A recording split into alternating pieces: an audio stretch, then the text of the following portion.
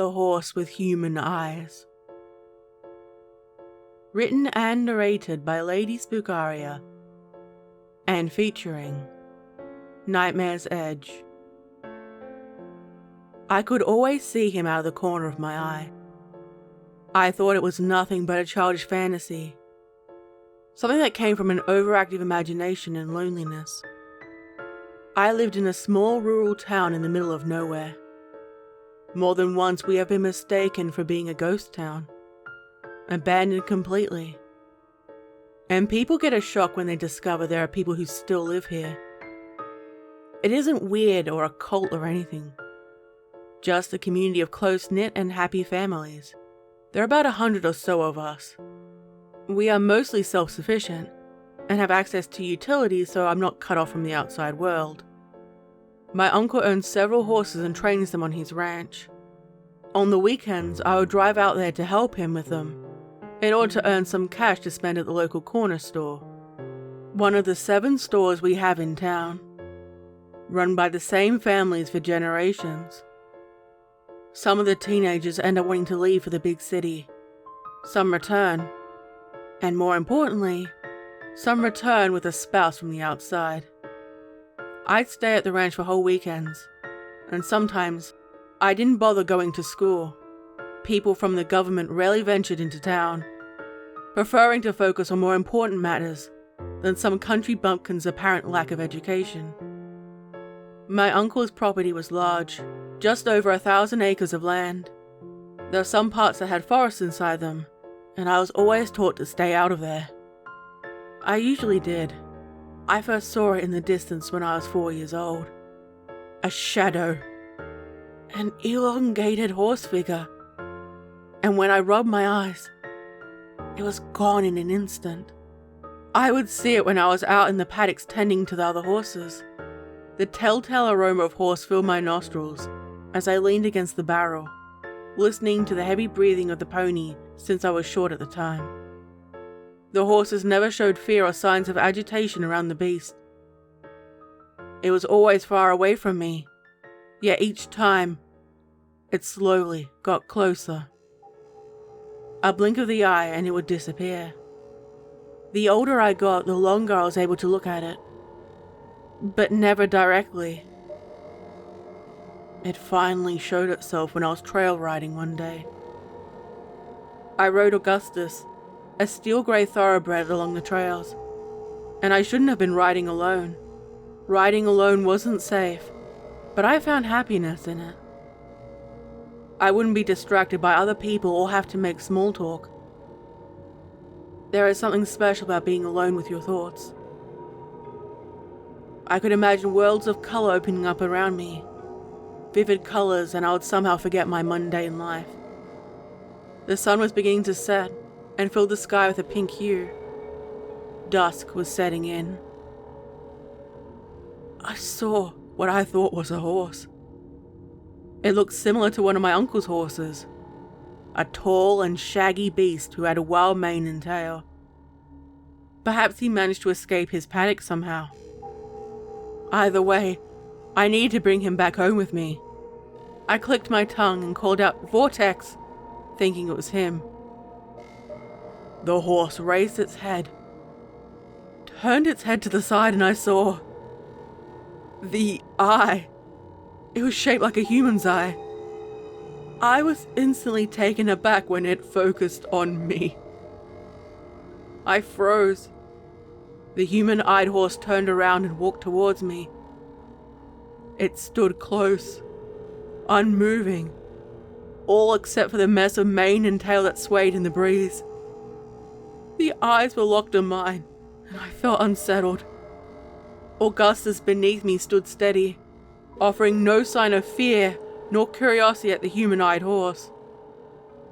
For a moment, I thought that perhaps it was nothing but a figment of my imagination, and I glanced down at the shadow cast below it.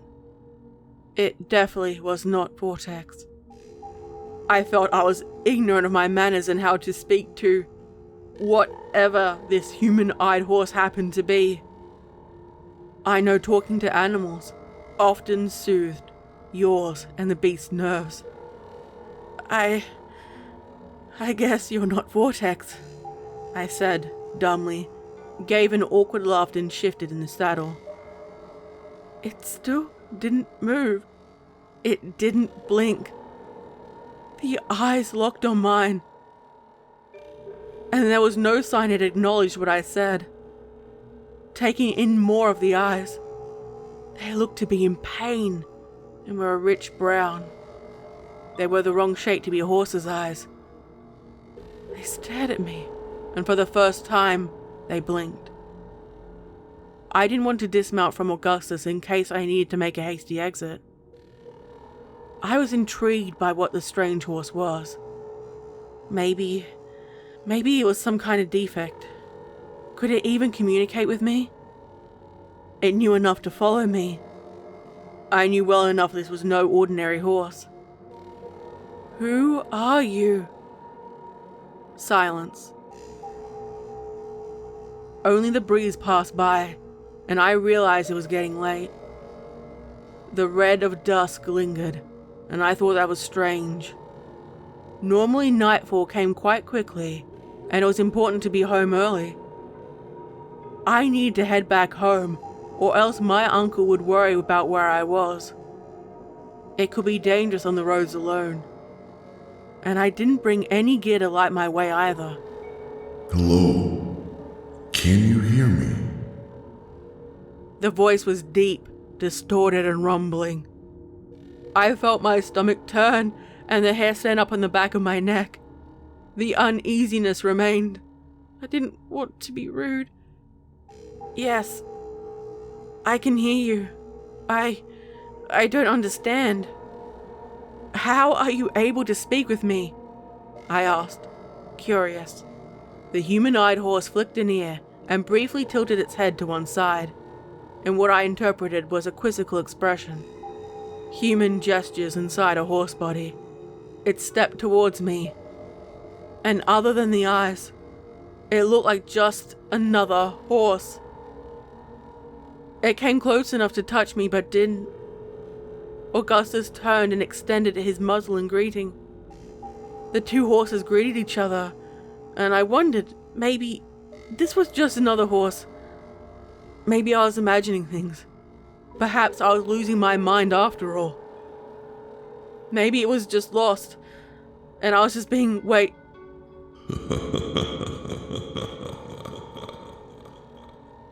There was another low rumble. Augustus lowered his head, half dozed and lifted one of his hind legs to relax. The human-eyed horse's eyes locked on mine. Again. I am equally surprised. Most of your kind are unable to communicate with me. Perhaps there is something special about you. It suggested. I don't think so. I shifted in the saddle to hint to Augustus to wake up. He didn't. He stood there, dozing and steadily breathing. I nudged him with my heels. Nothing. I was going to tap him with them to move him forward, when the human-eyed horse seemed to notice. Its ears went back in irritation, and I saw my distorted reflection in its eyes. Wait. Who was I? I didn't look right. My eyes were too far apart. My jaw long and twisted. My hair had been torn out in bloody clumps. I jumped backwards and instinctively reached up and touched my face to make sure it was all intact. It was. I'm sorry. I'm nervous. You're not like any other horse I know. I apologize. No, I practically groveled. Perhaps I am the horse prince, a demon, a distant relative of the Kelpie to drag you into the filthy swamp. It tossed its head. The forelock bobbed up and down as it did so. Its mouth opened. It bore canine teeth, and admittedly, some stallions had them, but these were twisted, distorted, and spiraled. It shook its head to the side. A deep, guttural sound emitted from its mouth. And it took me a moment to realize it was laughing. A mocking, near condescending laughter, and I regretted approaching the beast. The change finally brought Augustus out of slumber beneath me. He let out a scream with the whites of his eyes showing, and he bucked me off before galloping into the distance. He headed off in the direction of home, and perhaps it would lead to people coming out here to seek me out. I landed on the ground with a loud thud. I stared up at it, frightened. It stopped, closed its mouth and lowered its head once more. I thought I saw the human-eyed horse's eyes change to something else, perhaps something resembling a cat's eyes. Before the human-looking eyes returned, it stepped towards me. I rushed to get to my feet in case it would step on me or crush me under its heavy build. What I am to you doesn't matter. It began, the human eyes pleading with me, yet the voice was menacing. Deep, gruff, and dangerous. It circled around me. Each time I turned to make sure I kept my eyes on it, and there was no way I could outrun it. You're here now. I gulped, instinctively wrapped my arms around my torso for protection. I wasn't sure if I was going to die at this moment. I need to get my horse. I need to make sure he is okay. It's late and he could run onto a road. Please let me check on him, I implored. Hope that this horse would understand my concerns.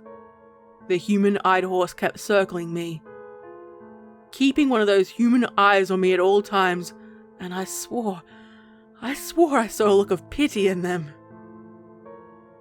He is headed home, something you know well, and I assure you, he is safe. The voice came again, followed by a dignified nod. Was this its version of Scout's honor, or something similar? I thought of one main question. Was I safe? I didn't want to push my luck by asking. You didn't answer me. Who are you? I've seen glimpses of you since I was a child. I gestured to my peripheral vision. Here. This is where I'd see you, only for you to disappear when I looked at you closely. The human-eyed horse stopped. It seemed to ponder the answer to the question. I was close enough now to reach out with my hand and touch it. Looking closer, it looked as though someone ran their fingertips through the fur and left bloody markings. I am a friend, one that can only be seen at the right time and place. You weren't ready back then, yet you are now, he said, without elaborating. I had a nagging feeling there was something he wasn't telling me. I felt my body where I had fallen. Years ago, I landed hard when a wily youngster was startled by a plastic bag. She bucked me off. I ended up falling and hurt my hip. It ached for months, and fortunately, nothing was broken when I fell. This time there is no pain. I need to go back home. I really need to go. I insisted, crawled backwards, and looked in the direction I had come from, where Augustus had galloped off to. The dirt path, the one I had ridden on many times, was now gone, and I was left wondering about it. It was still dusk, and I could feel myself growing with a sense of longing. I don't know where I am. The human-eyed horse's gaze took on a brief, sympathetic look.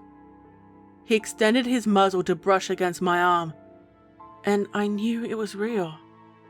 I could feel the warmth of the touch. I wanted to reach out and rest my hand on his neck for comfort, but thought better of it. The gesture felt more horse-like than human, and I felt oddly comforted by it. I want to go back home. Do you know the way? The horse beast exhaled slowly, seemingly exhausted by the question. I do know the way. I don't think you're ready to know everything yet. Once you go home, things will never be the same again. I wasn't sure what to make of it. This was just another ride. What could possibly be different? Why would going home cause any issues for me? I looked around again. It remained dusk. I saw landmarks that were familiar. A tree I recognized, or the curve of a dirt path, but I couldn't recall the significance of what I was seeing. I knew at one time I used to get home, but now I couldn't. I had ridden a long way, and perhaps I could make it home on foot. Hopefully I would run into a rescue party along the way who would help me get back. Any food or small provisions I had were in the saddlebag, and wherever Augustus was now. I want to go home. I do not doubt that. Your wants and needs are two different things. Would you prefer to know a certainty or be left wondering? Once you answer, you cannot go back, and both options have pain involved. Once chosen, one path falls away and is lost forever. The human-eyed horse asked, not even giving me a moment to truly ponder the question. I hated making decisions at the best of times. Each one would bring pain. I shifted on the spot, my gaze lowered to linger on my feet. My riding boots had the dirt of the road on them, and I subconsciously began to bite my fingernails, or rather, my cuticles. I bit and pulled off just a little too much skin. I noticed while I sucked my finger to soothe it, it didn't bleed.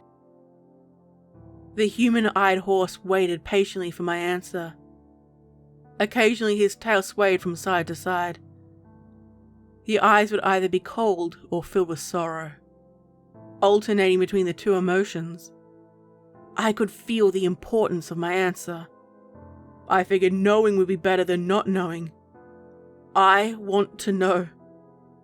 I swore I heard a lingering wail in the distance.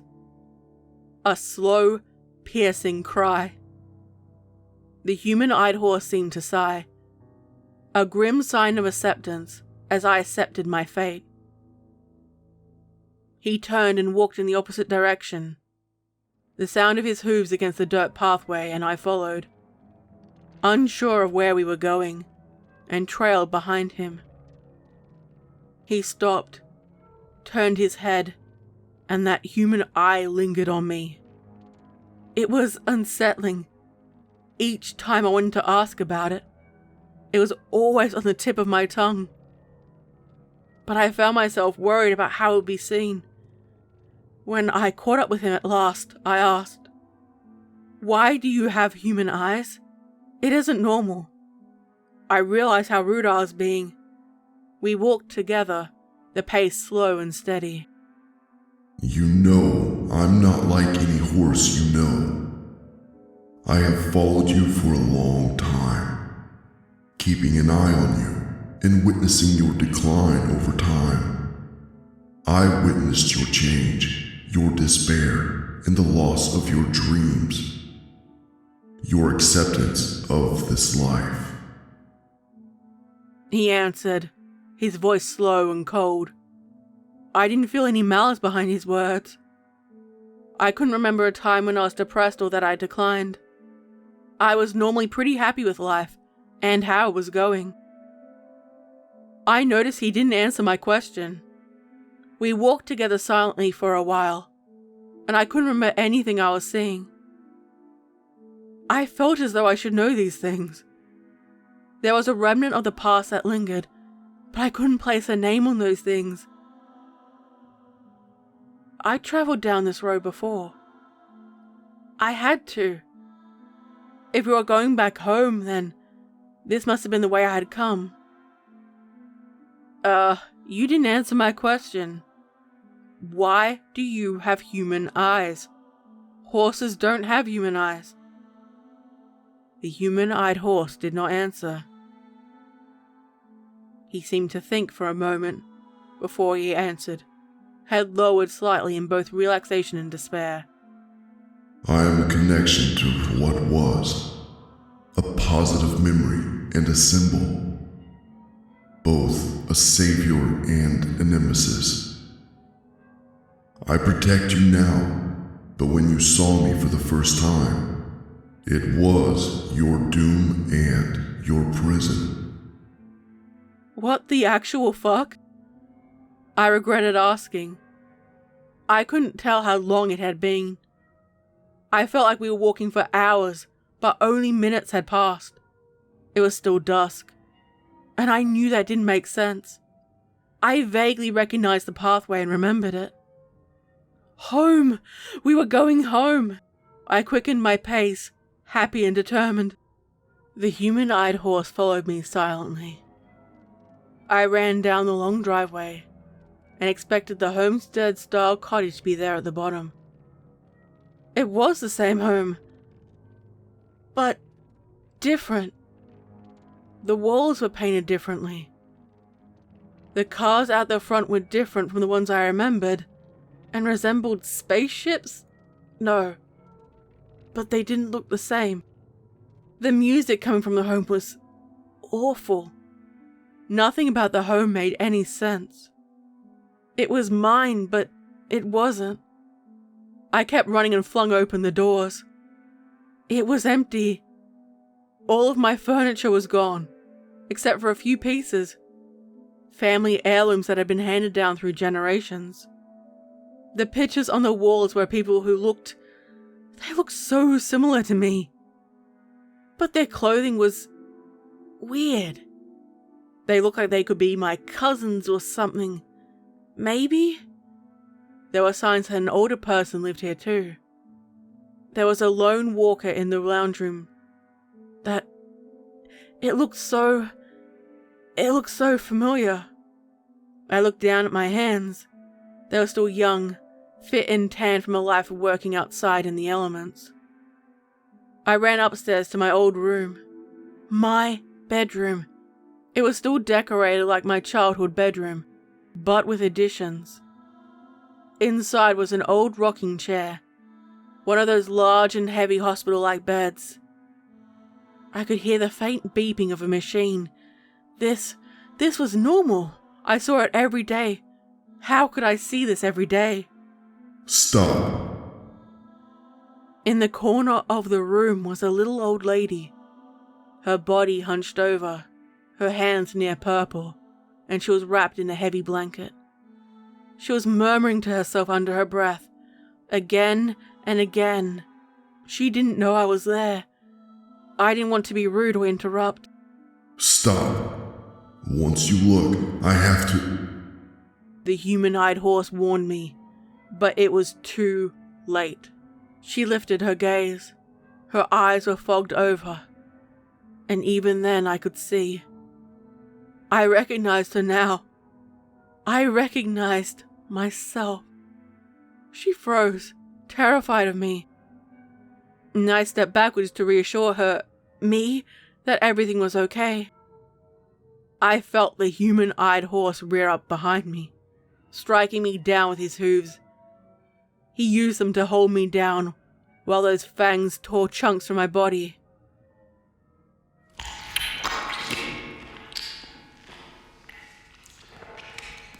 I was being absorbed into him.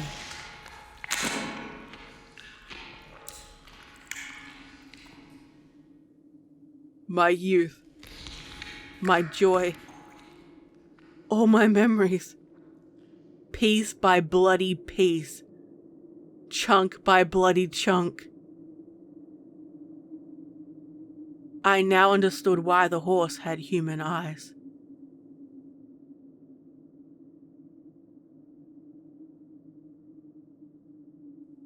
I hope you enjoyed this story. Please let me know what you thought in the comment section down below. Who do you think the horse is? Speaking of the human-eyed horse, The person who played him was Nightmare's Edge. If you enjoyed him, please check him out and definitely subscribe to his channel.